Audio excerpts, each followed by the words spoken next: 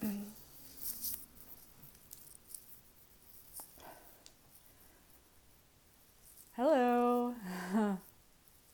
Hello, hello, hello.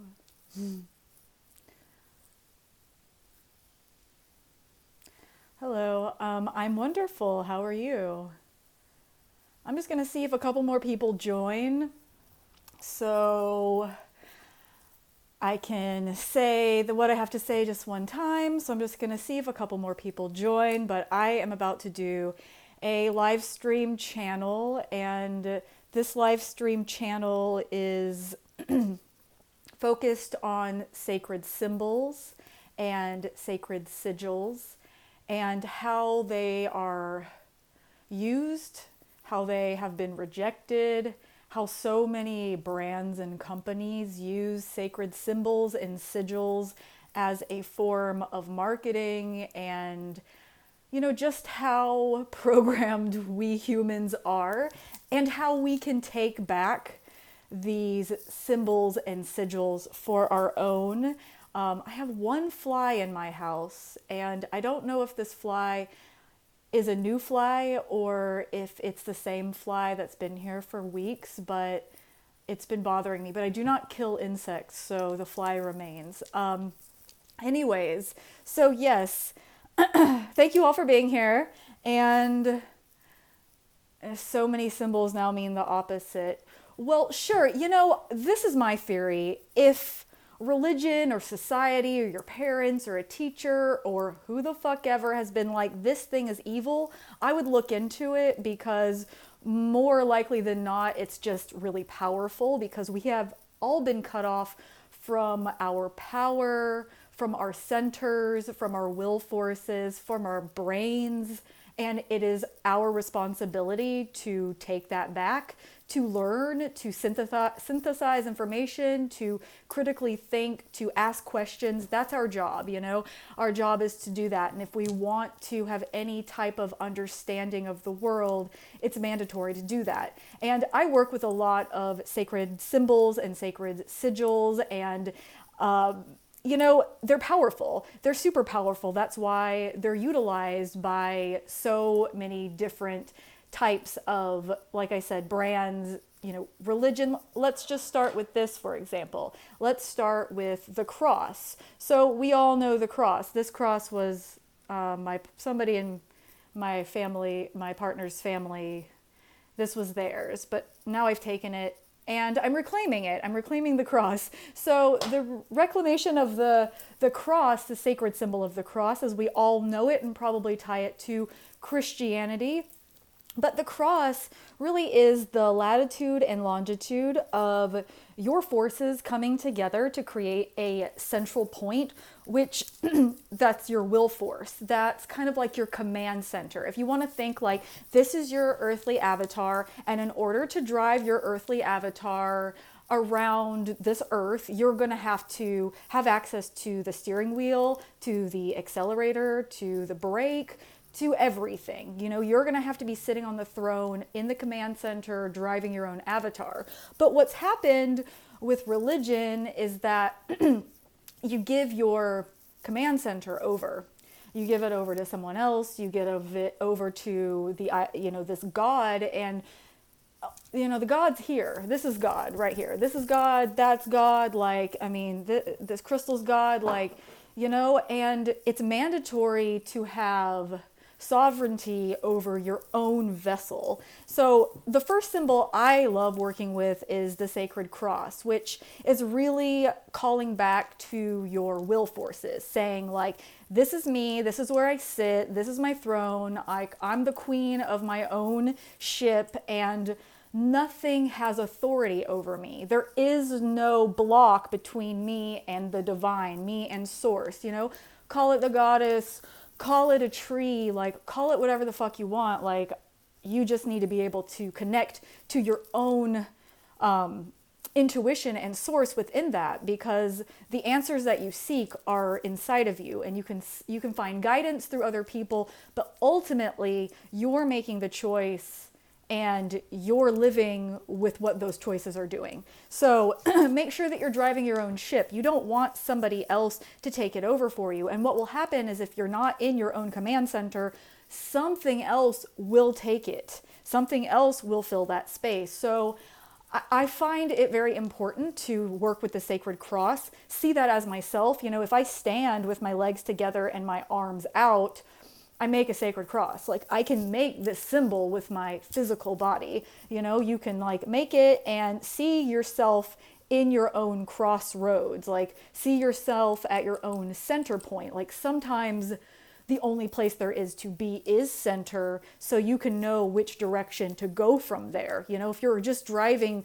north, north, north forever, not knowing where you're going, you're gonna get lost. So remember how you can get back to your own center. And I say working with the sacred cross is like a beautiful symbol and sigil to work with. You know, you don't even have to connect it to anything, and you don't have to condemn anything either, you know. I don't think that using the sacred cross means you have to say like, well, every like religion who uses the cross is like evil and whatever. I'm anti-religion, but I think you can just use the cross as the cross, you know. Negative energy is negative energy, and it's easy to get caught in it. And I would rather do things that are empowering to myself and other people than think about all the things I don't like and condemn them 24 hours and then be lost in that. So thoughts on Roman using the cross? Well, I mean, the sacrifice is kind of a whole other question. Someone's asking about the Roman using the cross for sacrifice. And for me, the sacrifice, I mean, to me, that's the illusion of having to really sacrifice yourself in order to be able to have joy and happiness and abundance and freedom and liberation and everything that like heaven and the Garden of Eden claim to be. I mean, to me, all of that is here right now. We're all in the present moment. Like, we're all in the right now. We all are in the right now. And I believe that the Garden of Eden and heaven can exist right before us. I mean, it literally does. This earth is beautiful. It's a magical place. There's so many different species of so many different awesome animals and nature, and it's just beyond beautiful. We have heaven and Garden of Eden right here in front of us, but yet it's being destroyed. So reclaiming sacred symbols, it's primal magic. It's really like foundational magic. It's kind of like the most basic of like occultism, even though it's not basic at all. I think that it's easy to really want to do this grandiose, elaborate like ordeal, and I think that has purpose as well.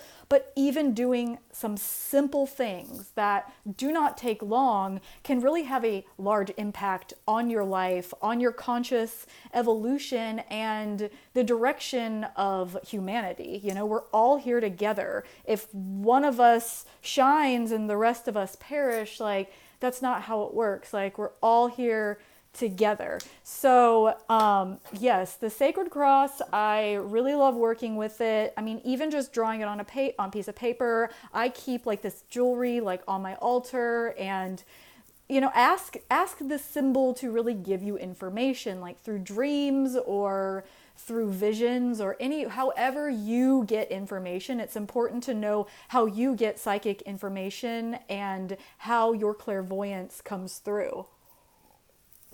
For me, I get visions and I try my best to turn them into words.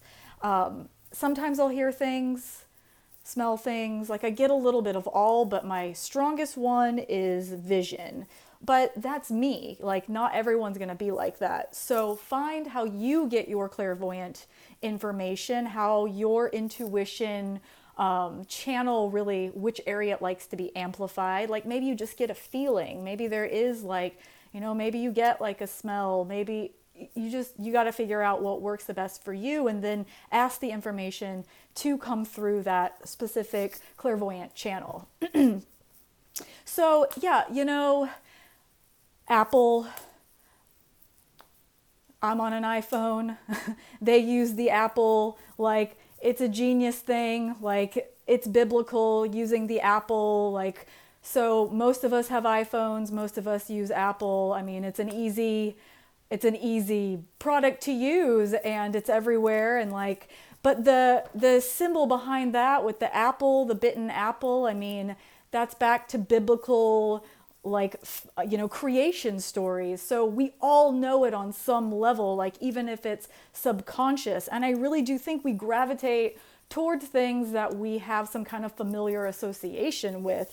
There is a genius in it and there's a magic behind it. And there's a magic that's happening pretty much throughout everything. We've got like grand magicians that are working everywhere. So it's important to know like how you are being brainwashed and what you can do to take back these sacred symbols that possibly have been used against you. So another symbol that I really believe is powerful and mandatory to work with is the pentagram. And the pentagram, I think, has been really utilized as like a symbol for like Satanism and being evil and like I don't know. It's like that's kind of what I see it associated with. But from what I know of the pentagram, it's a 5-pointed star. It's north, east, south, west, center. Like it's the elements: earth, air, fire, water, spirit. It's the 5-pointed star. It's us. We can make a 5-pointed star with ourselves. Head, 4 limbs. We're the 5-pointed star. So it's super magical. Like the 5-pointed star connects you to all the elements and directions, including center and spirit. It connects you to yourself as a star. I see it as, the 5-pointed star. If you stand with your arms out and with your legs out, you make a 5-pointed star. Root in the earth, crown connected to the cosmos. And so we are connected above, below, all around. It's just like pretty basic 101 witchcraft. The inverted pentacle, which is associated even more, I believe, with it is associated with the sacred goat.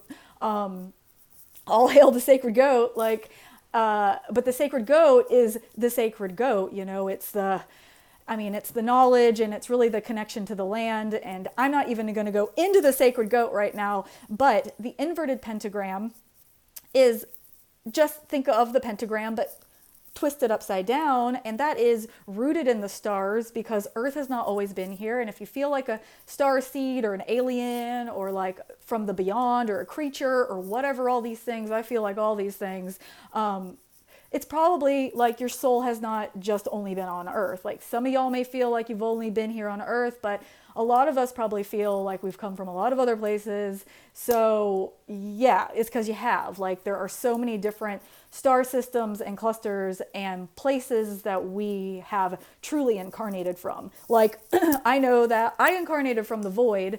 That is what my guides and guardians tell me over and over, even though I try to like formulate something else. Like I am straight like prima materia, out of the foundational goo, like can't get much more creature. So yes, the inverted pentagram is rooted in stars, crown opening up to the earth, which is what a lot of us are doing. Like we've come from the stars, we carry the information in our bones, like all the elements are there, and we're really here trying to open our consciousness up to the earth. Like we're really here to have like a third eye connection with Mother Earth, with Gaia, with like the plants, with the animals. Like we are here to like open up to earth. So mandatory that we use these sacred symbols. Like it's mandatory that we connect with all the elements and directions. It's mandatory that we connect with the stars and the star consciousness. Like it's mandatory that we connect with plants and animals. Like it's mandatory that we have a connection with the earth and like all the space around, electromagnetism, dark matter, like could go on forever. You have access to every little bit of it. And when you don't access it, and when you don't utilize your clairvoyance, your magic, all of the power that you possess, something else takes yours and uses it for them.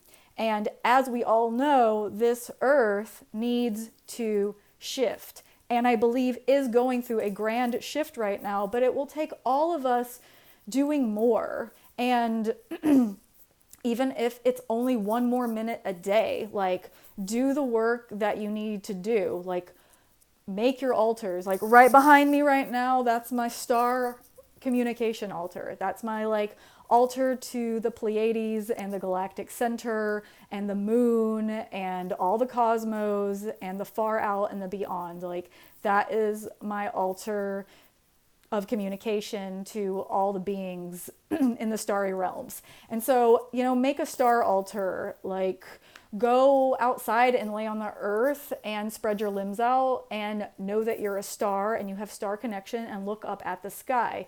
Write in your journal any thoughts or downloads that you get, like pay attention to your dreams, make sure you drink a lot of purified water and eat a lot of healthy food, get a lot of sleep, get time alone. There are things that you can do to be able to wake up a little bit more. I think all of us kind of want to point our finger at everybody else, and I'm not saying there aren't ones doing a lot of wrong, but ultimately at the end of the day, we got ourselves to watch out for, and we are only able to really control ourselves. So see where the shit is in you and see how you can wake yourself up a little bit more and how you can deepen your magic and deepen your intuition and heal yourself more and make more room for yourself and open up your brain more and use more of your brain. Like we all need to be doing more critical thinking, because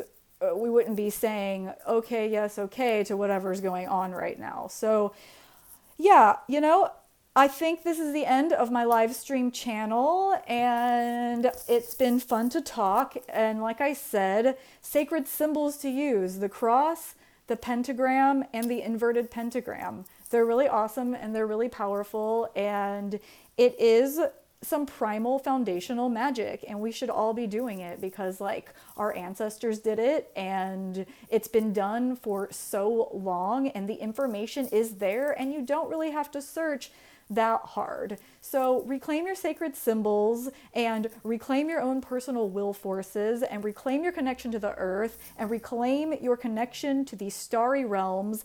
Find your center and drive from there. And really, like, from there, your third eye will just open up because it will have the space to do it. When you're in your center and you're connected, you don't have to work so hard to be like, I want to open up my third eye. It wants to just be open. So let it have the space. If anyone has any questions, always feel free to DM me.